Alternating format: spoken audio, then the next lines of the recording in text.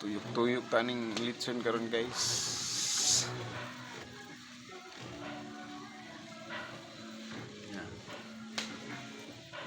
Ngayon na lang nga makakuanta.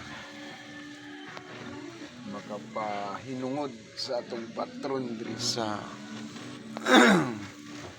Ampayon. Apod nga i-bless ta sa atong labaw nga makagagahom sa matag panahon nga pagpaningkamot. So happy fiesta sa tanang lumulupyo diri sa Barangay Ampayon. Hinay-hinay na lang guys, okay. Kuha na lang.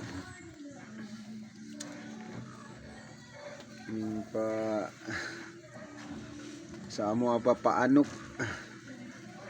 Paluto na lang ba?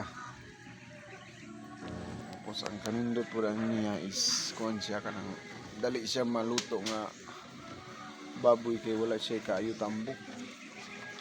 Kuhan siya nang puro unod lang ba? Unod panit.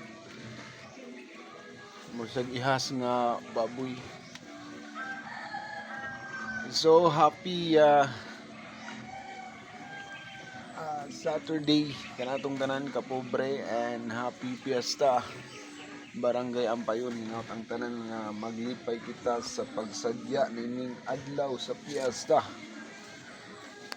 sa Barangay Ampayon. God bless.